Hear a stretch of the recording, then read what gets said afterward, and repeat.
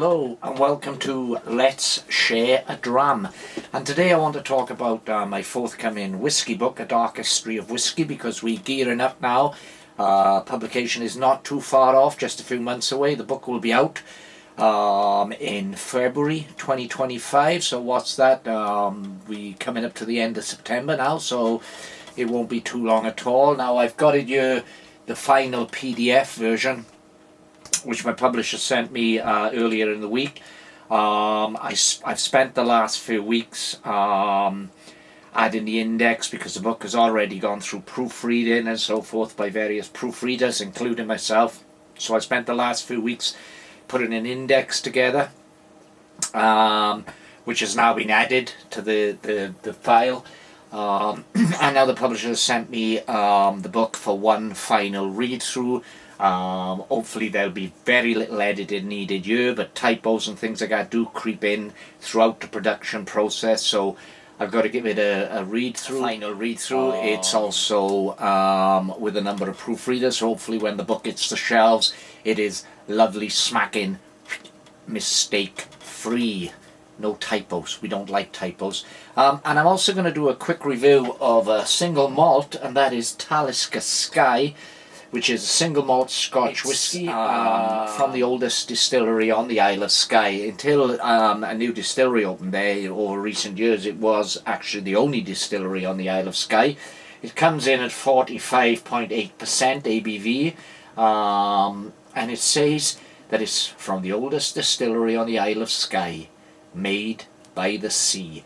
And it promises elemental warm notes, verdant richness. So we'll give that a go in a moment. I just want to tell you a little bit about my whisky book and why I think that if you've got any interest in whisky at all, that it's worth picking up a copy, because it's a totally different type of whisky book. I firmly believe it is unique to anything else.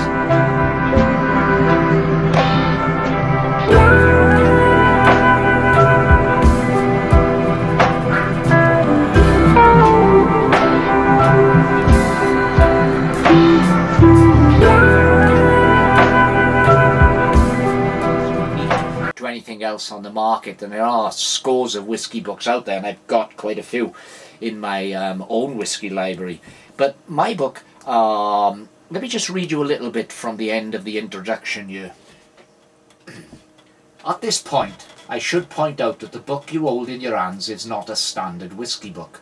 Of course, it does contain information that can be found in countless other whisky books, such as tasting notes, distillery histories, and the general development of the golden liquid we all adore. A whisky book that did not contain such information would be odd indeed. But the emphasis in the following narrative is very much on the darker history of the drink. Whisky noir, if you please. The text is also interspaced with whisky quotes, some well known, others obscure, so the reader will never be without an interesting snippet of conversation when sharing a whisky with friends. So why not make yourself comfortable? Kick off your shoes, pour yourself a dram and settle down. Now take my hand as I lead you through a dark history of this wonderful golden liquid we call whisky. Whisky, whisky breather, or simply aquavita, for it truly is the water of life. And in that respect, I do believe the book is unique, because we've got the entire history of the drink from when it first started being distilled as a drink, and we even go back further than that to the actual birth of distillation, when distillation was used back in antiquity, not to make drinks but to make perfumes and potions and medicines. So we go all the way back through that, but we also look at the darker side of whisky's history, such as the various revolts and skirmishes between tax collectors and illicit distillers.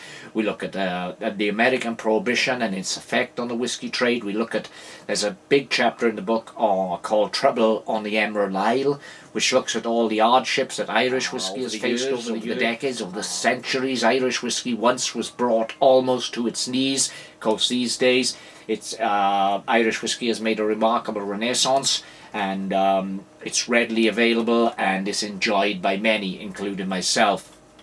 But there's so much more. There's legends that have grown up around the whiskey industry, ghosts, ghouls, and even the devil in a couple of little sections. We'll also look at the famous Talisker, the distillery cat, who was actually in the Guinness Book of Records for having the most mouse kills. Information there's contained within this book, but all of it related to whiskey. And as I say, of course, there are tasting notes towards the end of the book. But even these tasting notes are not your standard tasting notes, because I don't concentrate as many books do on really expensive single malts that most of us will never taste, and instead I've given tasting notes for some of the most readily available malts and blended whiskies. I'm not one of those who believes that single malts are necessarily better than blended whiskies. I don't believe that at all. I feel that a lot of the marketing around single malts is selling a myth, and there's no reason why a blended whiskey can't be equal, and some of the blended whiskies on the market are absolutely superb. But a blended whiskey, the blenders are able to create a consistently good drink time after time after time. So there's a lot of those tasting notes, but also my tasting notes are not too fanciful. I mean, you see, if you watch some YouTube videos, you'll see some whiskey enthusiasts giving tasting notes, and they'll take the glass to the nose and they'll give it a sniff, they'll take in the aroma. And interestingly, there is quite a good nose on this Talisker Skye. Bit briny, bit salty, but they'll take the drink to their nose and they'll come out with oranges, chocolate, leather, two virgins running through a field, one of whom has got a verruca on her left foot. No, I can't do that, I can't do that. But I do get certain flavours and aromas from whiskey, such as chocolate. And I also, including with my tasting notes, is I include some recommendations for good mixers. So it's a varied publication. I'm very, very proud of it. Some of the research, because I've always been knowledgeable about whiskey. You know, I've read countless whiskey books over the years, but when I started researching this book with the emphasis on the darker side of the drink, I was amazed at some of the information I managed to dig up. So within the pages of this book, you will find cannibals, you will find ghouls, you will find ghosts, you will find stories of wars, all with whiskey as a backdrop. So let's take this Talisker Skye to the nose. Now, I can't promise you two virgins running through a field, one of whom has got a verruca on her left foot, but I can promise you it's very briny. There's a saltiness, but of course that's probably due to the sea air, which when the whiskey's aging in the casks, the sea air can permeate the cask, because the cask, of course, breathes, which is how you get what's called the angel share escaping from the cask. And in my book, A Dark History of Whiskey, I will fully explain the meaning and the phenomenon that is the angel share. Take it to the palate.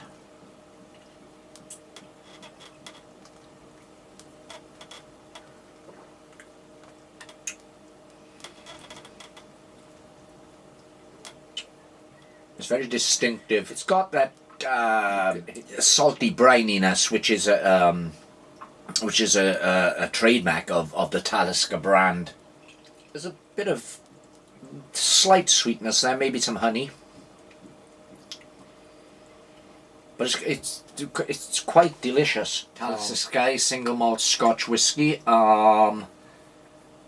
There's various whiskey regions in Scotland. You've got the Islands, you've got the Lowlands, you know, a lot of Lowlands distilleries, Islands distilleries. You've got Skye here from the Isle of Skye. You've got Isla whiskies, and Isla whiskies are known largely for the peatiness, for the smokiness. But this Skye whiskey, there may be something of a leathery kind of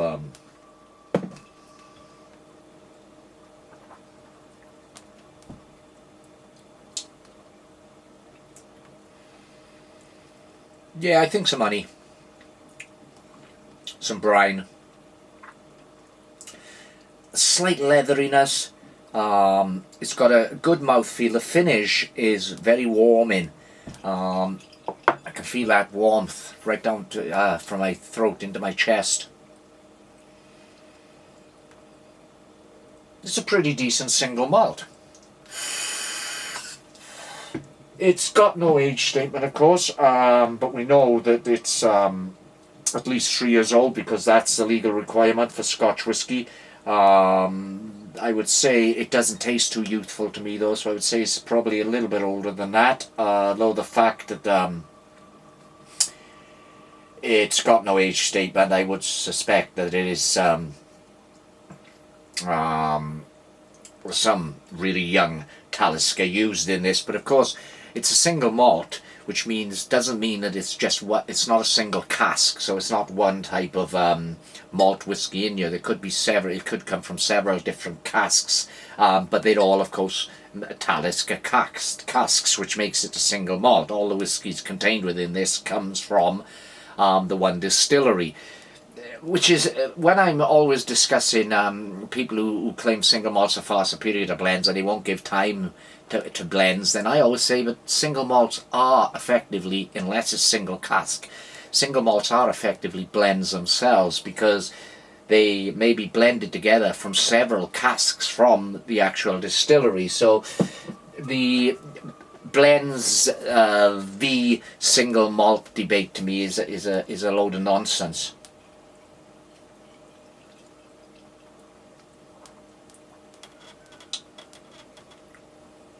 This is a decent whiskey. It is distinctive in its taste. You can tell that it's from the Isle of Skye. It's got that brininess, that saltiness.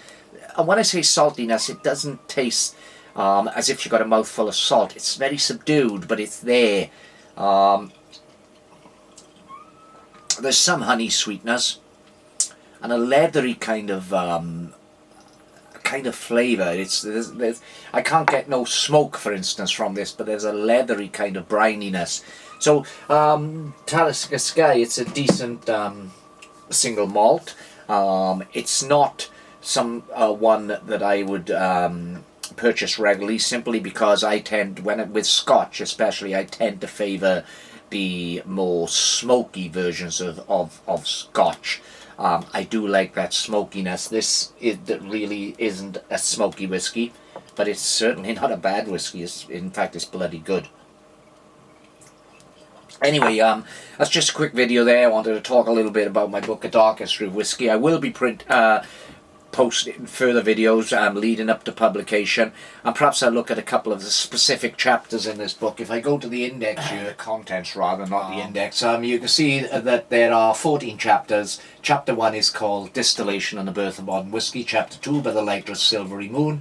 Chapter 3, Trouble on the Emerald Isle, which is all concentrating on the Irish whisky and the hardship that Irish whisky has faced over the decades. Chapter 4 is a whisky mixer. And that's just basically a miscellaneous selection of whisky stories. I thought, when I came up with the title for that chapter, A Whisky Mixer, I thought that was rather clever. Chapter 5 is The American Experience, self-explanatory there. It concentrates on the American experience with whisky. Chapter 6, Old Glory, Independence and Whisky. Then we got The Birth of Bourbon, Whisky and Pop Culture. And that's a fun chapter because I've looked at all the ways in which whisky is represented in books, films, music, whisky and pop culture. Prohibition and the Rise of the American Gangster, The Wild World of Whisky, Our Whisky is Made, a Double Whisky Mixer, which is another miscellaneous section. I do like that title as well. How to Taste Whisky. And then chapter 14, the final chapter, is called Less Taste Whisky, and throw in some mixers. So that's my tasting notes right at the end of the book. So I'll be doing further postings, perhaps talking about specific chapters. Anyway, cheers for now. I'm going to enjoy this Talisker Skye. Have a good day. And don't forget, A Dark History of Whisky, out February 2025.